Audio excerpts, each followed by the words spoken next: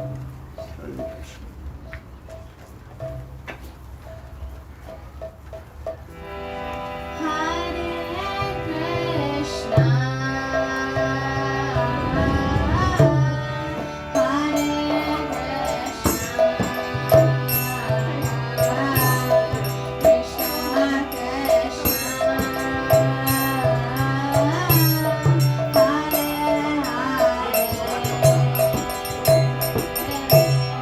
Hare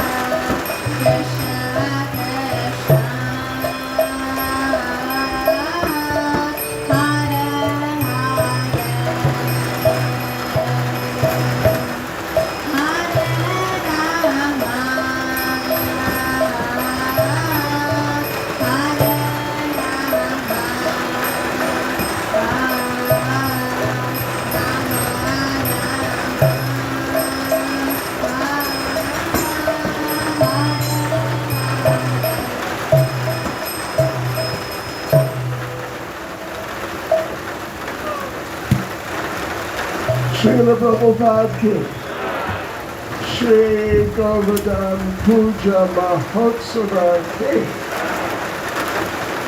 Shri Yashoda Damodar ki, Srila Prabhupada ki, Oh Premanande, oh devotees, oh, what lovely kirtan, thank you.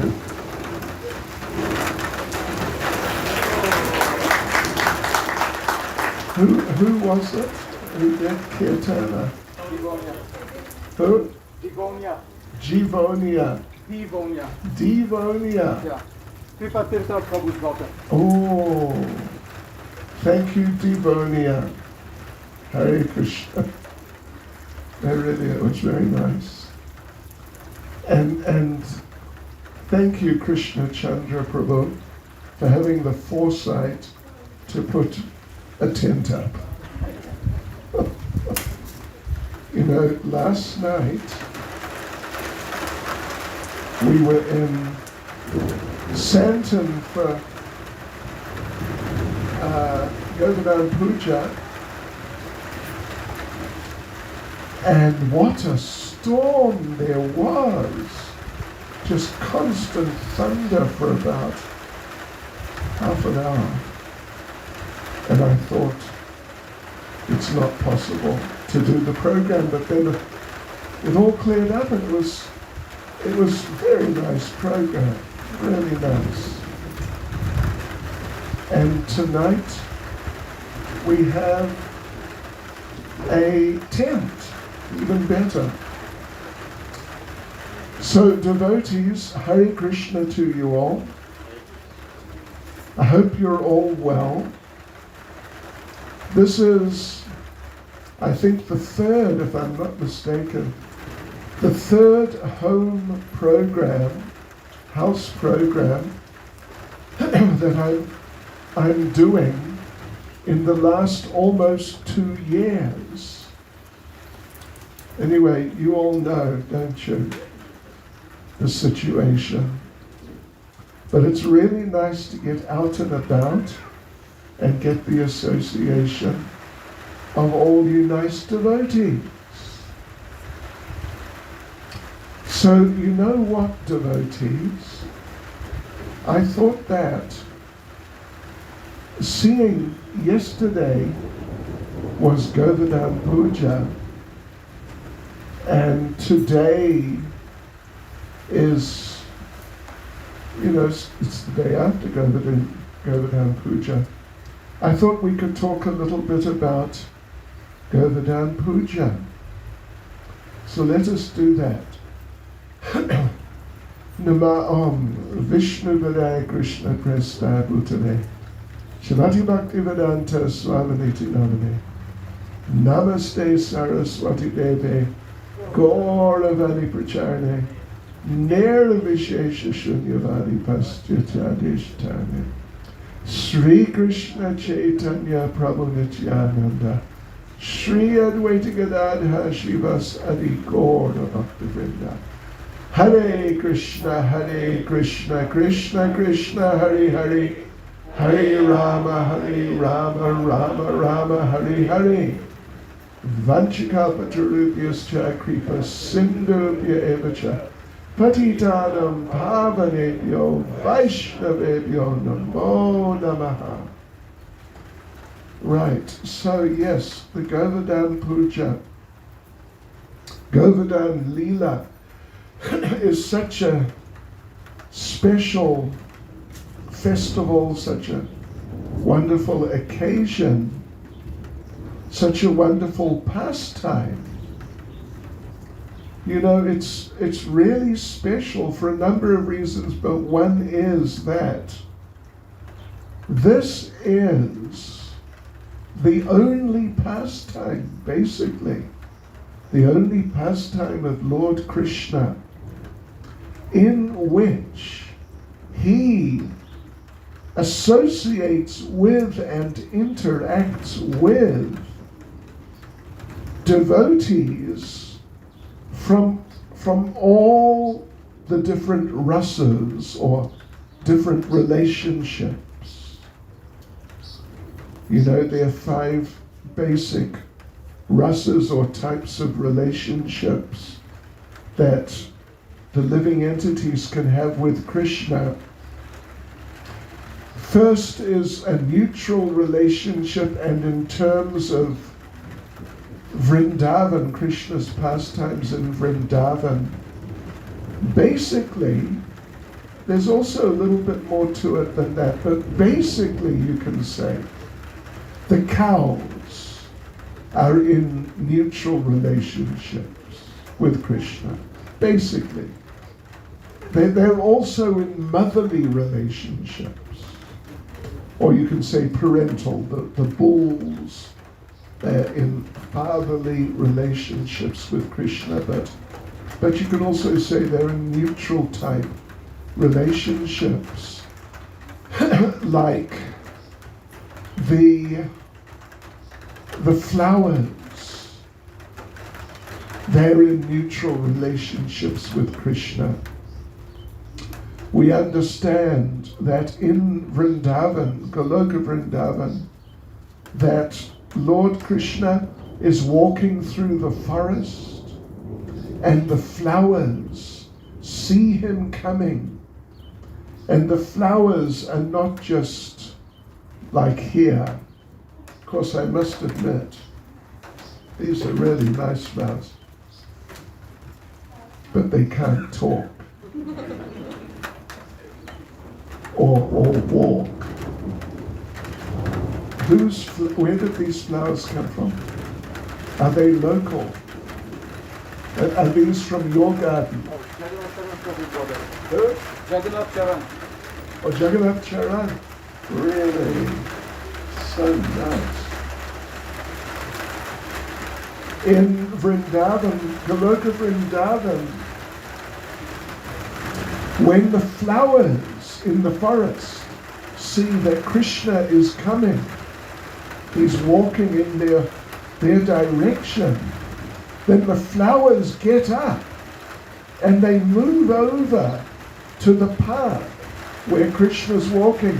And when Krishna is just walking by, the flowers throw themselves under Krishna's feet and he walks on them, and the flowers are happy. They're so happy. And then you know what the flowers do? The flowers then, they get up and they come running around again in front of Krishna. And again they just throw themselves under the lotus feet of Krishna. That's what they do. And they just love doing it, because they're not just some, like here. They're people. They're actually people. And even, can you hear me okay? It's okay, yeah? It's clear enough? Even the rice, the grains of rice, they fight with each other. Who can get into the pot to be cooked and offered to Krishna first? That's their happiness, to be cooked for Krishna. And then, of course, they get eaten, but then they manifest again, and they jump into the pot again next time. So this is mutual relationship. Then another type of relationship is relationship of servitude. For example, in Krishna's family, there's Nanda Maharaj, Mother Yashoda, Krishna's parents and Balaram, who's his brother or he's like his brother,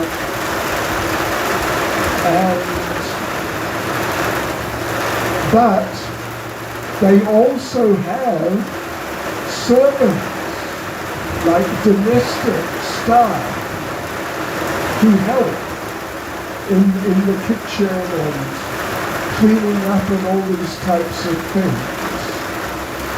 And those domestic servants, they don't feel that it's demeaning to be domestic servants. They like it. They're cleaning up the house and, all those types of things.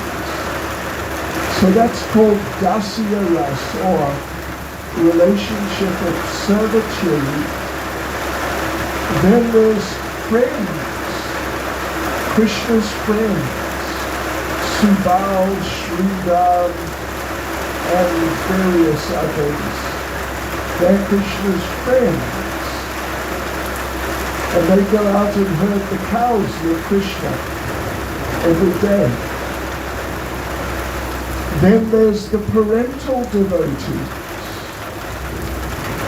His mother and father, Nanda Maharaj, Mother Yashoda. But then there's all the uncles and aunts. They're all parental type devotees. And then there's the gopis. Srimati Radharani and her girlfriends. And they're on the highest level of conjugal life, Madhurya Rasa. So these are 5 types of relationships that devotees have with Krishna, and that Krishna has with devotees also. And normally,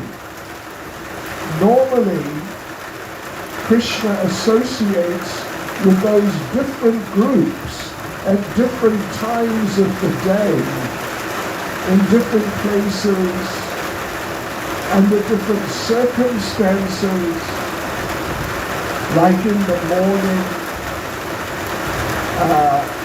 before Krishna goes out, herding the cows, then he associates with his parents, mainly.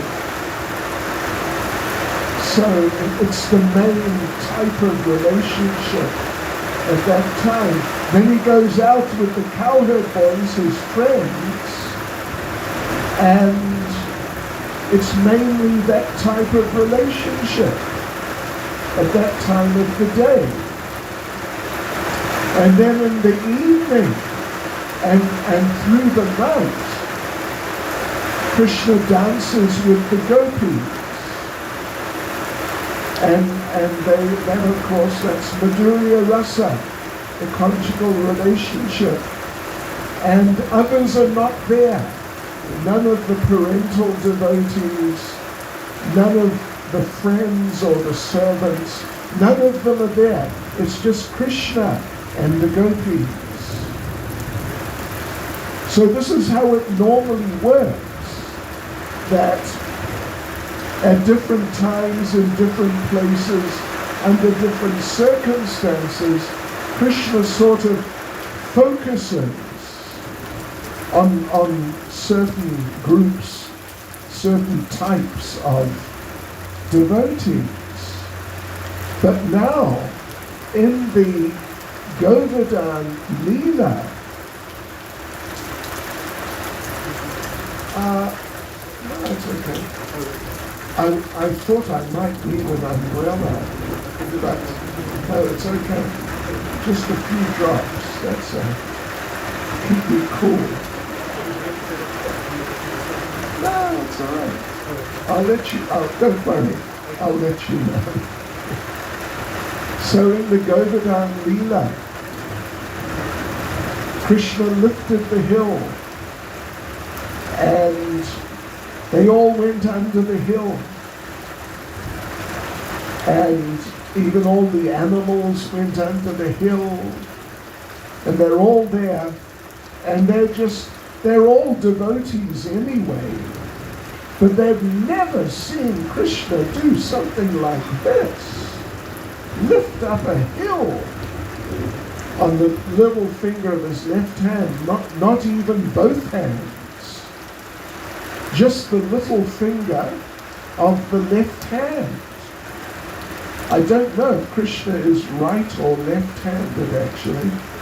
That's an interesting question, isn't it? But I think he's ambidextrous. He's multilingual. So don't worry. Krishna speaks Afrikaans. I'm sure. Oh, definitely. Very nicely. I was in Belgium a few years ago now, like several years, and they speak Dutch and sort of dialects of Dutch, like Vlaams, which is, similar to Afrikaans to some degree. So I was speaking to them in Afrikaans. Believe it or not, I can actually speak, about that much Afrikaans.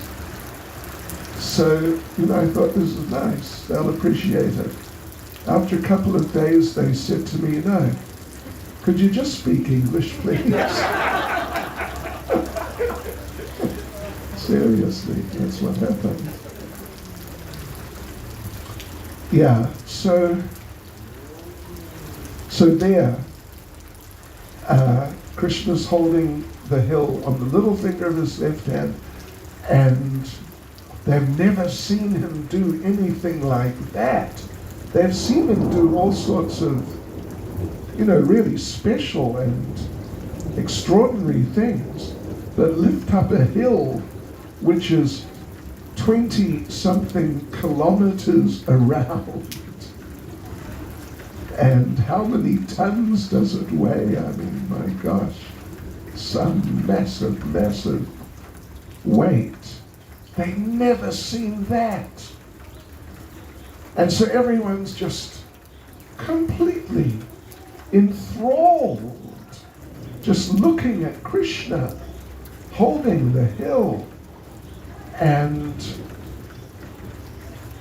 so for 7 days and 7 nights, they didn't move. They literally didn't move. They didn't eat. They didn't drink. They didn't sleep. They're just looking at Krishna, totally fascinated. And Krishna was looking at them. And through their eyes, they're having different exchanges with each other. So the Govardhan Leela, therefore, our acharyas say, it is one of Krishna's favorite pastimes because of this, having exchanges simultaneously with devotees, and in fact all the devotees from Vrindavan in all those 5 relationships simultaneously. Yes, so it's one of Krishna's favorite pastimes, and they say Krishna was looking forward to it. He was really looking forward to having the Govardhan Leela. Yes, so it's a wonderful pastime. And all sorts of extraordinary things happened in the course of the pastime. Well, first of all, as you know, they were going to do the Indra Yajna. Every year they were doing that Indra Yajna because Indra is in charge of the supply of rainfall. In fact, he's behind this. I mean, maybe he's trying to get back at us. but he couldn't outsmart Krishna Chandra Prabhu, who got tens. Just imagine if we were all squeezed in the lounge now. Talk about social distancing, forget that completely.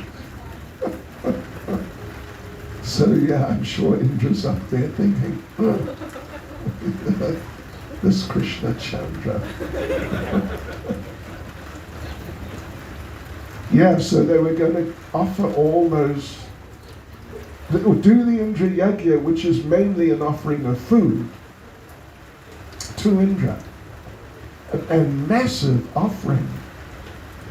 There was food, different preparations lined up from Govardhan town, basically, from the edge of the town, all the way, practically all the way to Govinda Kund, which is around 5 kilometers, and coming out from the hill 1 kilometer. What an amazing offering. And I think I mentioned in Midrand today, if I remember correctly, how yesterday in the Vrindavan area, the whole Vraj Mandala, pretty much all the temples, all the main temples, they do what's called anakut. Anakut means they make a hill or like a whole big mound of food. That's the festival.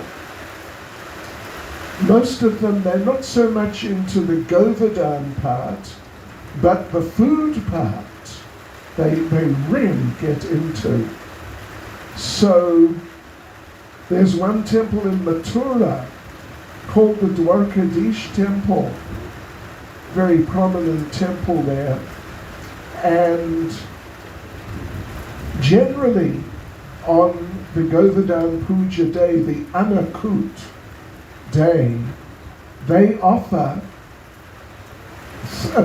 around or at least 3,000 different types of food preparations. 3,000. I know we've got some good cooks here, but do you know 3,000 recipes? Could you do 3,000? You'd have to really be an expert. And it's not just like, we mentioned this today, it's not just like halava with halava. That's one preparation. Halava with raisins, that's the second preparation. Halava with sultanas, that's the third preparation. You know what I mean? Halava with dates, that's the fourth preparation. No. 3,000 different types of preparations. Sure, it's amazing.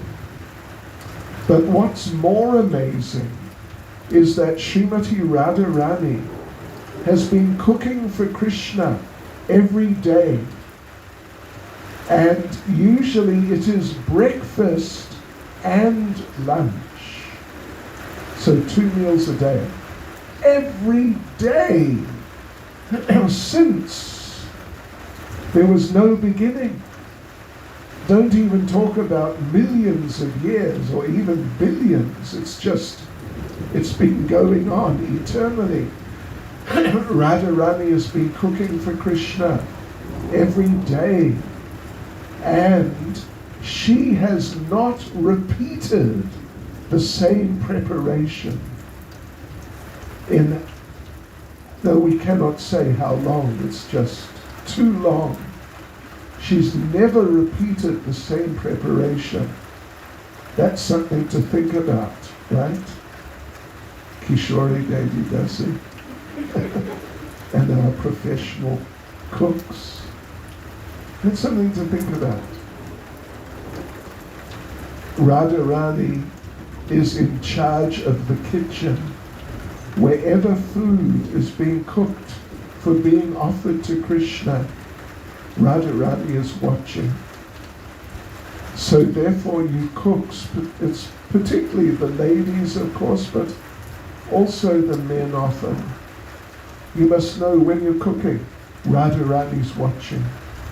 And if you really cook sincerely, with a mood of trying to please the Lord, then Radharani will reciprocate and give you inspiration so you can cook whatever you're cooking really, really nicely.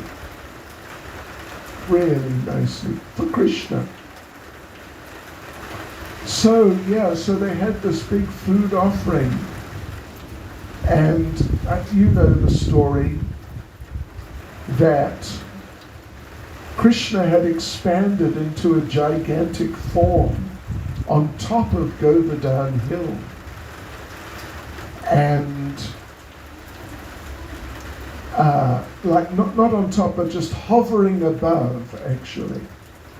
And everyone could understand that Krishna and the hill, they are one.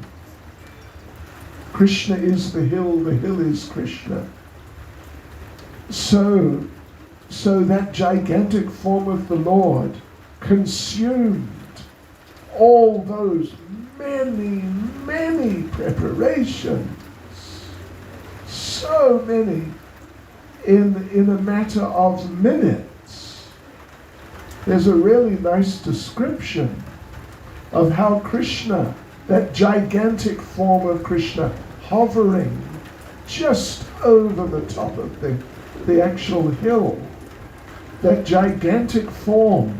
First of all, you know what he ate first of all? First of all, he had rice with some sabji. And you know what sabjis he had? First of all, he had Karela. Did you know that? Yeah. First of all, he had Karela. Then he had some meti. Then he had some bindi. Yes, with rice. Then, and in a matter of maybe 5 or 10 seconds, Krishna consumed 1.5 tons of rice with these different sabjis, which sort of normally come at the beginning. Yeah. Lord Chaitanya, he particularly liked sukta. You know how to make sukta? Oh, you don't? Oh, that's terrible. But Lord Chaitanya really liked sukta.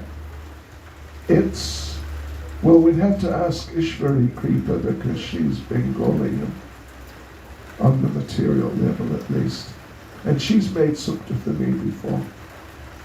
It's Karela with some drumsticks and some other kind of, sort of, what would you say?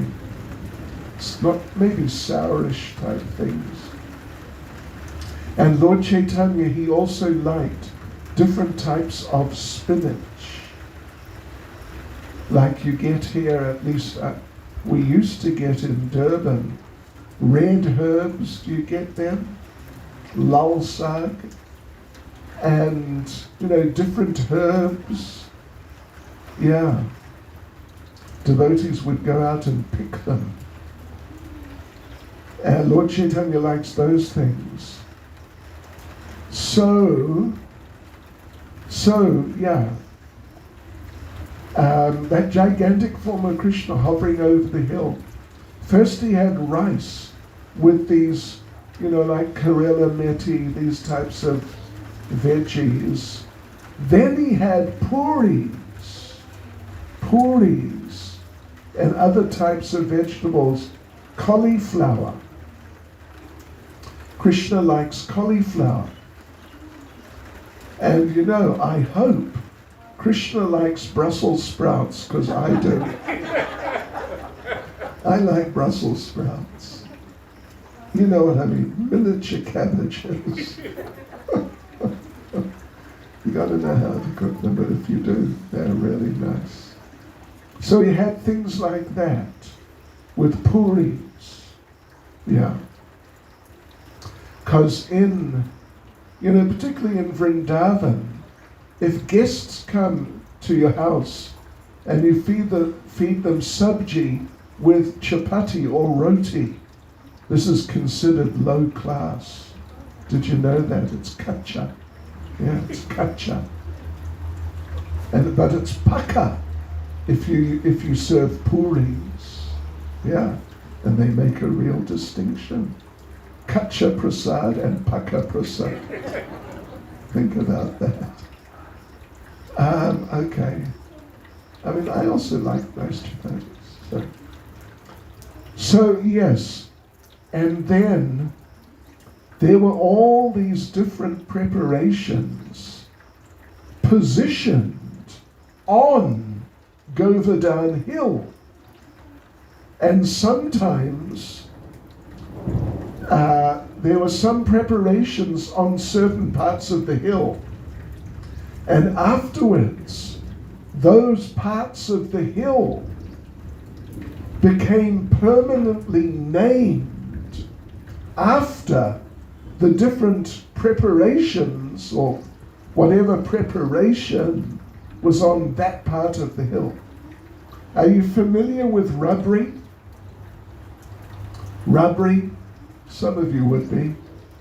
Rubbery means they boil milk and they keep taking the skin off. As skin forms, you keep taking it off, and then more forms and you take it off and then sweeten it. That's rubbery. So there was one ridge where there was a whole lot of rubbery, and it became known as, take a guess, Rubbery Ridge. Yes. But really, that's how it's described. And this gigantic form of Krishna hovering just over the actual hill was eating and eating, and eating with both hands, right and left. You know, that's to eat with your left hand is really kacha. But he was so into it, just eating, and his hands multiplied, and he was eating, with multiple hands, multiple preparations at the same time. Oh, this is transcendental. So like this, and then the Aniyor Leela happened. He finished all the food and cried out, Aniyor, Aniyor, give me more. And they had to go back and get more. And then he ate all of that and called out, Aniyor again, give me more again. But they had no more.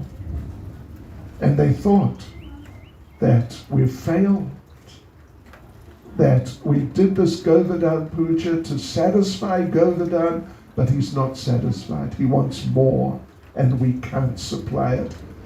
We've failed. But then Lord Balaram, the crest jewel of the intelligent, climbed up the hill itself, just up to where that gigantic form was hovering in the air, and he took one tulsi leaf, and offered it to that gigantic form of the Lord. The Lord took it and ate it and was fully satisfied. And it's sort of a side point, but it's a very important point, that therefore when we are cooking for the Lord, particularly if you're actually cooking for deities, you should use tulsi. At least one little leaf, on each preparation. Tulsi is so special, so extremely special. So then,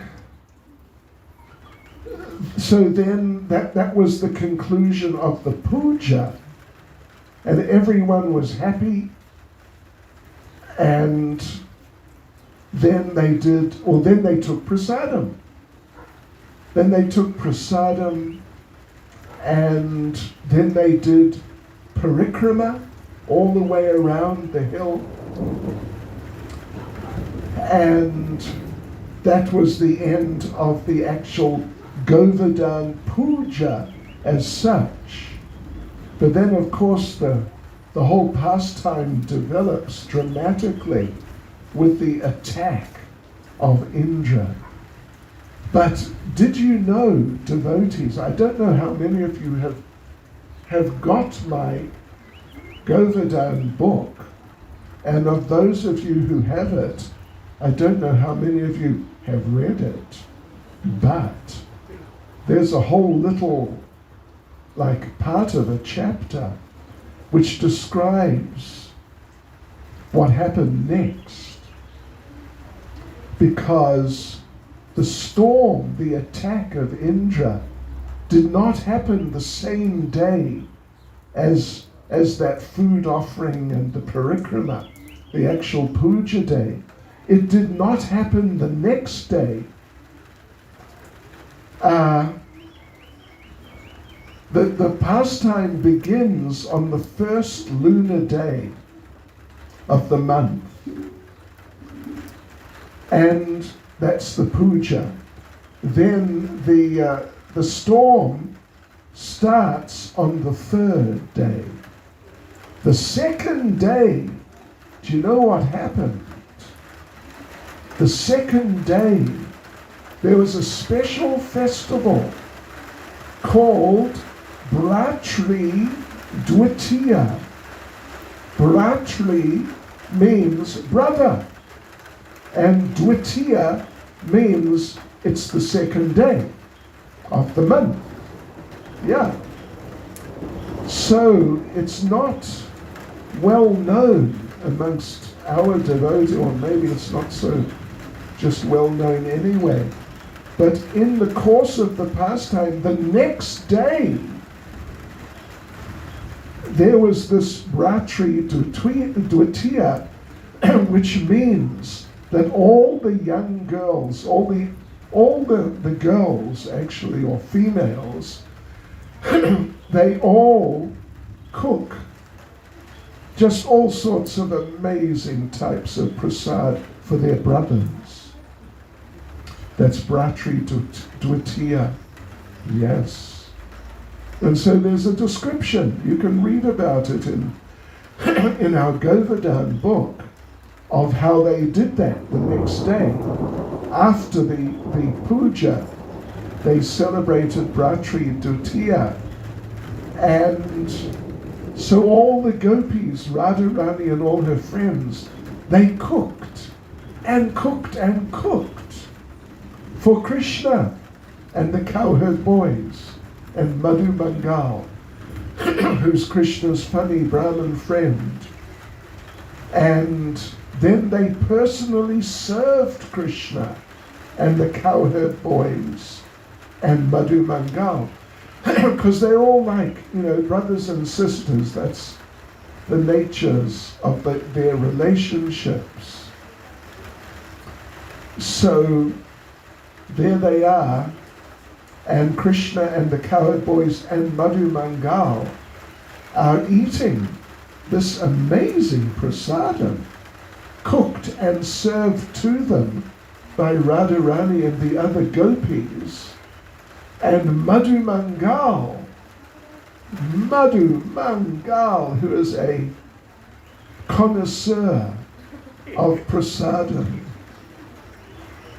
the ultimate connoisseur, he tells Krishna, I really like this Bratri Dvitiya festival. And he tells Krishna, I think we should make every day Bratri Dvitiya. Yes. Yeah, that's there. And then the next day the storm happened, or started. From the third day to the ninth day. 7 days, full days. The storm, first of all, a bank of clouds, just overwhelmingly huge, and the color of moss. Did you ever see clouds the color of moss? You know what I mean? Green clouds. Then they were followed by clouds which were black, but they looked like elephants. They looked like these celestial elephants, which are just massive, ginormous elephants. Then the third set of clouds, they looked like the Loka mountains. Then the next set of clouds, they looked like, listen to this, they looked like crocodiles, crocodile clouds. Then the next set of clouds looked like snakes. And it was the morning sometime. But because of all these clouds, it became so dark. It was just like it was midnight because of these clouds. And the description is, the clouds were so thick that even if you had a sharp axe, you could not cut into the clouds. Can you imagine? No, you can't, so don't worry about it. But that's the description. Even if you had a sharp axe, you couldn't cut the clouds. And then the rain started, and you call this rain? And look, you see there's a rainbow, and it's raining. This is called Surya Snan. It's very auspicious. And you know what some devotees do? Take a guess, go on. I'm sure you've got it. They go out in the rain when the rainbow is there. And when the sun is there, and because the sun is there also. That's really auspicious. Right, so yeah, then the rain started, and you call this rain? This is nothing. Indra, what do you think you're doing? Stupid. Actually, there's sort of two rainbows. There's actually two sort of 1.5 rainbows. That's really auspicious. Yeah, right. So there we were. The rain fell, and it was falling in pillars, not just drops, but in like pillars of water were descending from the sky. And the hailstones, like this size. Imagine, if one landed on your car. You've seen cars with hail damage? Not like that. One day when we were raising funds for building Radharatna, so it was like 83 or 4, I would say. We were in somewhere that may have been Vicksburg or Fredericksburg, somewhere just next to, what's it called? The country there. What's it called? Lesotho, yeah. Just around the border of Lesotho. And there was a hailstorm. And we had to drive our car up onto the footpath under the overhang of one shop. Because when the hail stopped, it was like it had snowed. if you've been in snow, just white for a little while. Anyway, so what a storm. And the bridge buses, they called out to Krishna, Krishna, Krishna, Mahabhago. That actually, you know what they did? They called out to Krishna, please protect the cows and also protect us. But they don't call out, Krishna, protect us and the cows. No, please protect the cows and us, please. So yes, and then Krishna then, he speaks to them and he says, yes, I'll protect you because you are my devotees and souls surrendered unto me. And then Krishna speaks what our acharyas say is his great vow. Krishna also takes vows. This is his great vow that I will always protect those who've surrendered to me. I'll always protect them. And Krishna says, this is my vow. So Krishna makes that vow and then he lifts Govardhan Hill.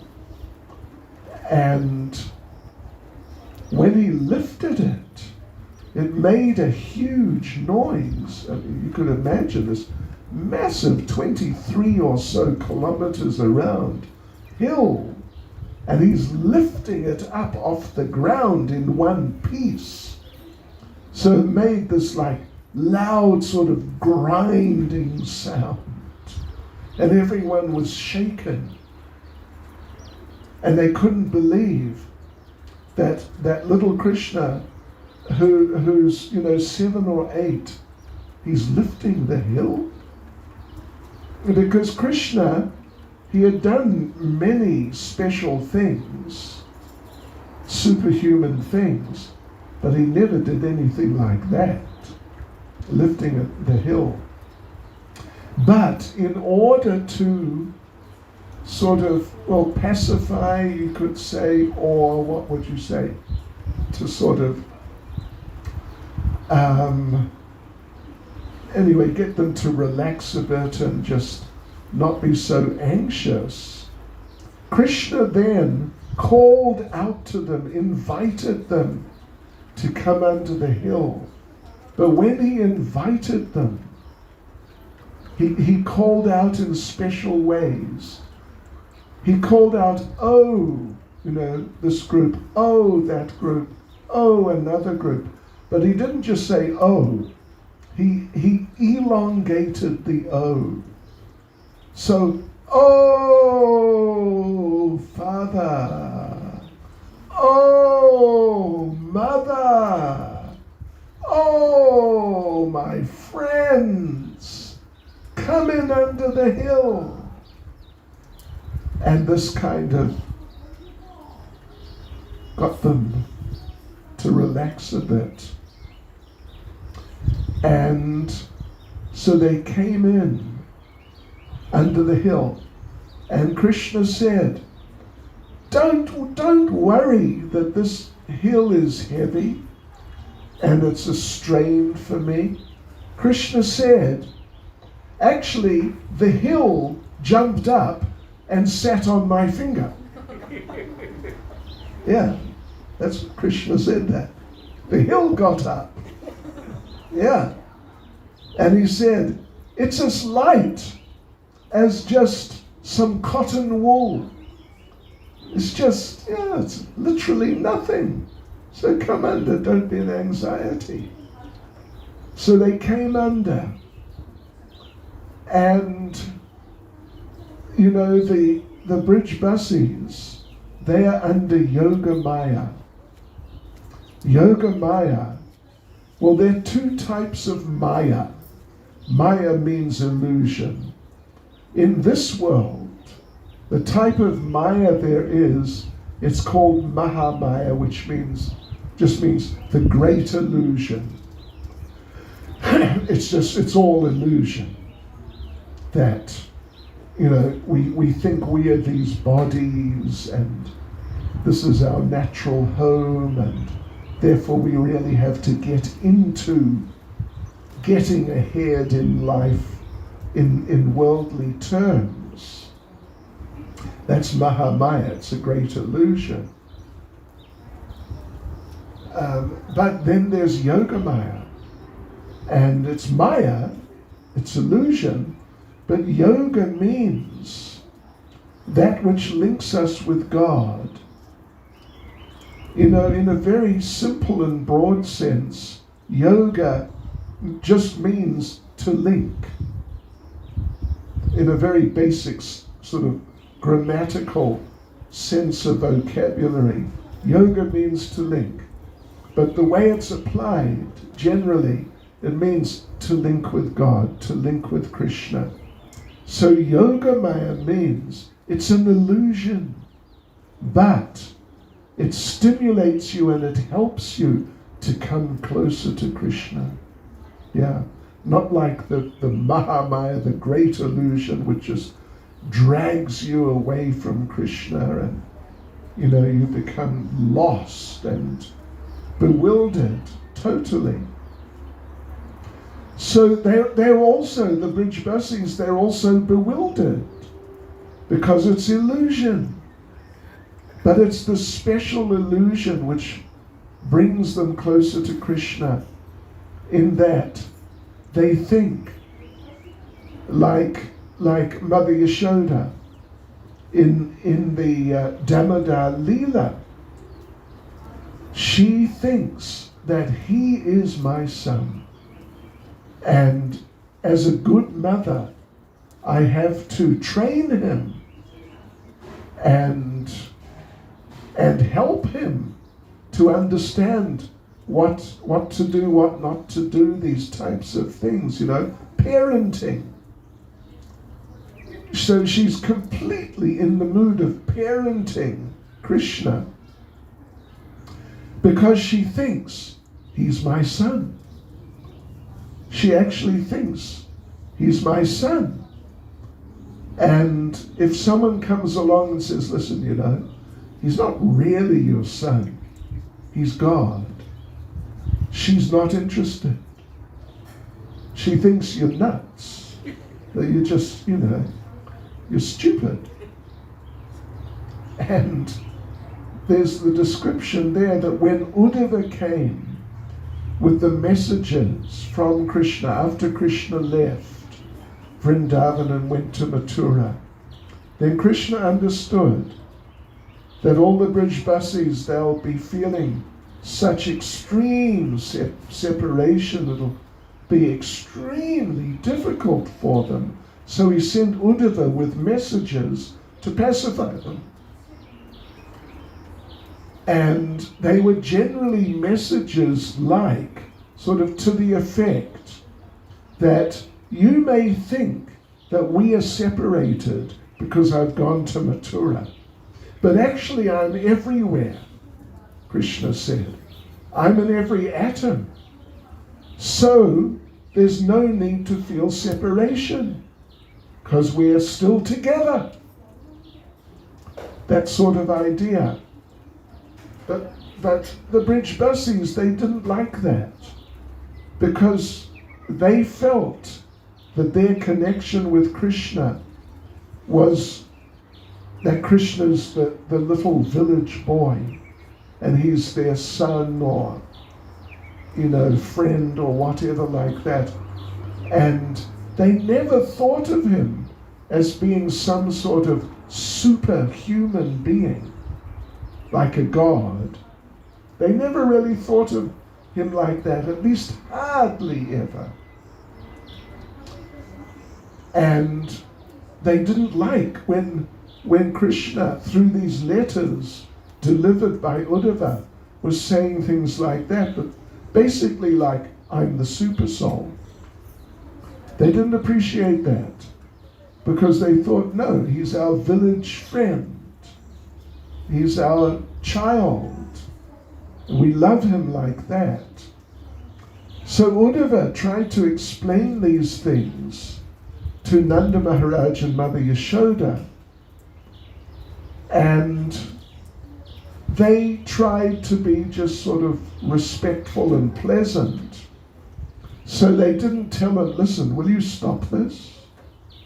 But what they did say at the end was that, well, we offer our obeisances to your Lord Krishna. Your Lord. He's not our Lord.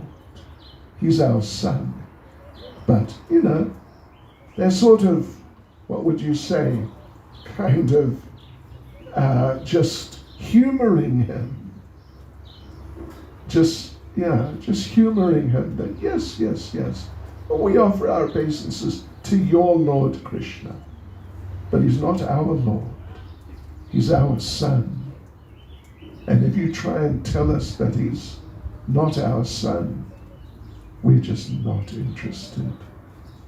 That's Yoga Maya. And it's illusion, but it makes the relationship stronger, much stronger. Because really deep relationship is relationship of love, not just a relationship of formality, respect, like that. If someone is very important, very powerful, or got some very high position, like if Cyril walked in, who knows? You might throw bottles at him actually. But anyway, generally what would be expected would be everyone would stand up and, all that sort of thing.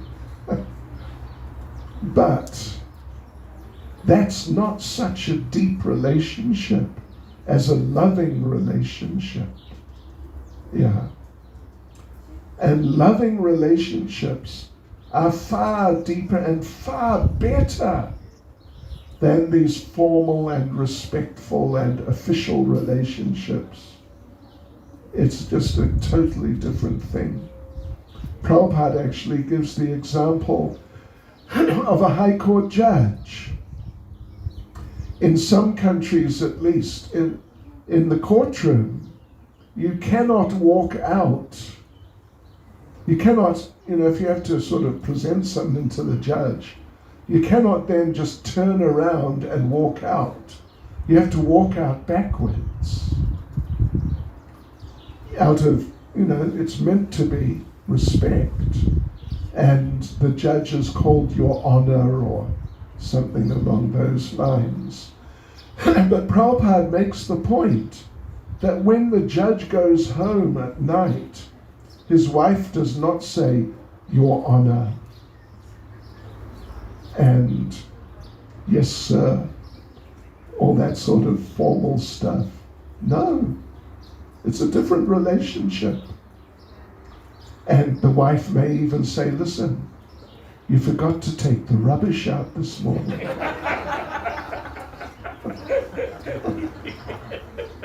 What are we going to do? And the High Court judge has to apologize. No, really.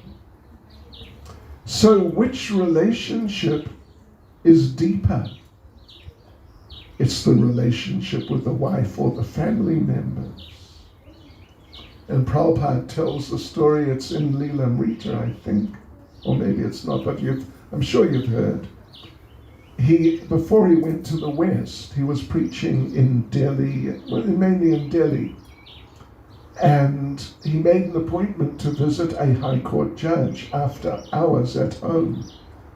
So he knocked on the door, and the servant or whatever let him in and said, sit down and just, we'll let you know when he's free. And Prabhupada was waiting and waiting. And then he heard in the next room sort of shuffling and scuffling types of noises and some laughing, like childish laughing. And Prabhupada wondered what is going on. And he just had a look through the door, and there was the High Court judge on his hands and knees, playing horsey with his grandson riding on his back. So this is a loving relationship. I mean, you know, obviously, completely obviously, he'd never do that in the courtroom for anyone. One of the big lawyers comes in and, oh, can I give you a ride? Anyway. Yes, so the relationships are like that. And they're all under the hill. And Krishna's holding the hill. And they don't know what to think. Because it's little boy and really big hill. You know, really extremely big hill. And just being held on his little finger of his left hand. But nobody said that, wait a minute, this is ridiculous. A little boy can't hold a hill like this, is totally crazy. That means he's not just a little boy. Nobody said like that. Nobody thought like that. Everyone was just thinking, oh, Krishna, you're holding the hill. Wow, that's really good. Yeah, that's yoga maya, it's illusion. But it's bringing them very close to Krishna. And the following chapter in the Bhagavatam, in the Krishna book, the following chapter when Krishna has put the hill down, you know what it's called? Wonderful Krishna. And everyone's just glorifying Krishna. You lifted that hill. And no one's saying, you know, you are God, you are superhuman, you are more than Superman, what to speak of Batman. You know, you are just the absolute ultimate. They're just saying, oh, that was really good. You lifted the hill, thank you. You saved us, that was really wonderful. They're just all in love with Krishna. And what time is Damadarastika? Whenever you're ready, go. No, I know, but what was the time? It was supposed to be at 6. Okay, just relax.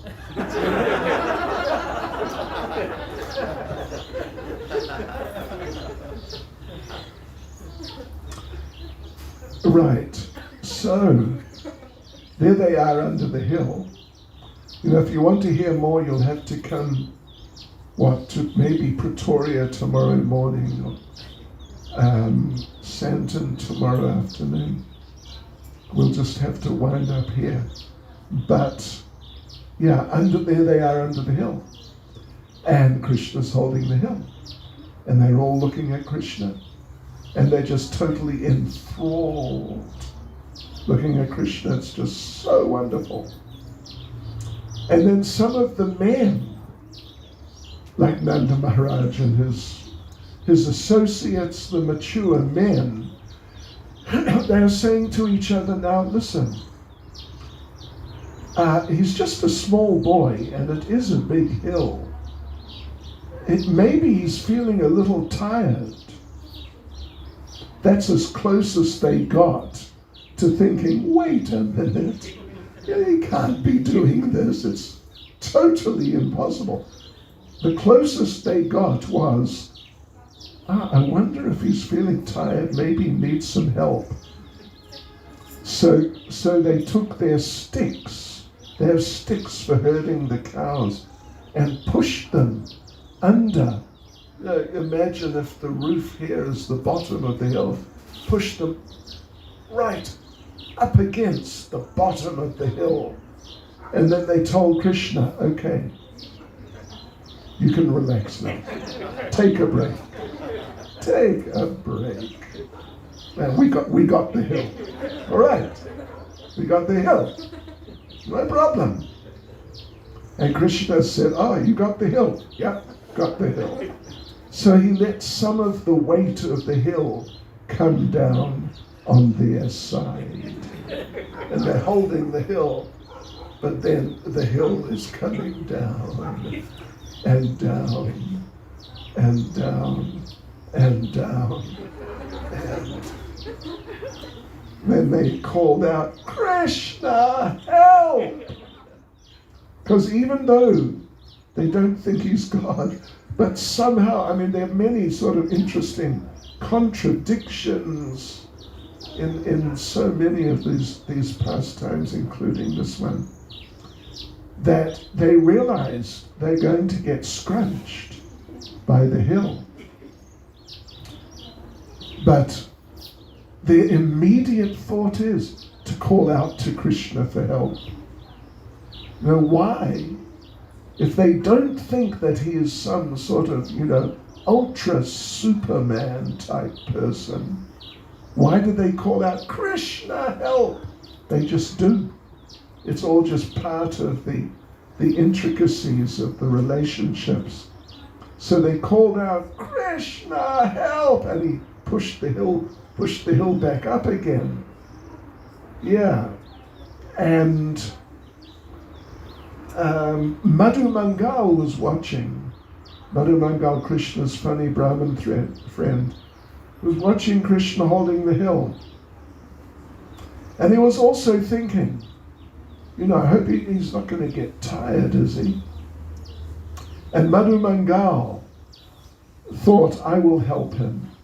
I will chant some special Shakti-giving, power-giving mantras. So he chanted some really sort of heavy, powerful mantras. And then he told the other cowherd boys, don't worry, Krishna will be fine, because I chanted my mantras. And the ladies, like Mother Yashoda and her friends, they're watching Krishna. And this is after a couple of days under the hill. And they thought, it's been a couple of days. I wonder if his arm is getting sore. If, his arm or his hand or his finger. And they decided, let us massage his arm. And that'll help him. Then he'll be all right. So they all gathered around him. They were massaging, and particularly his little finger. And they're asking Krishna, you feeling better now? Yes, Mataji, thank you. And it's a long story, but at the end, when Krishna had put the hill down, and that's the chapter called Wonderful Krishna, they're just glorifying and appreciating Krishna for holding up the hill and saving them. So they were saying, Krishna, he did it was amazing what Krishna did. And the men said, it was really good.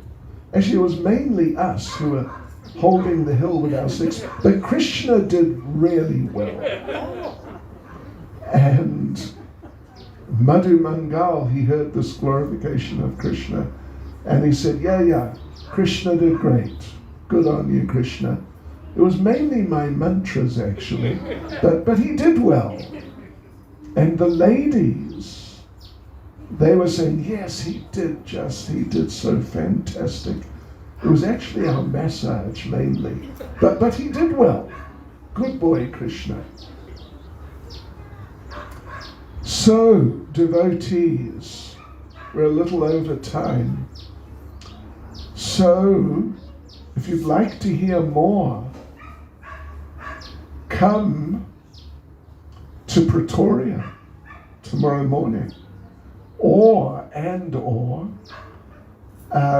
Santon tomorrow afternoon, because we'll celebrate Govardhan, the Govardhan Leela tomorrow also. It's nice. Hare Krishna. Shri Giri Govardhana Ki. Shri Govardhan Puja Mahotsava Ki. Go Premanande. Hari Bol.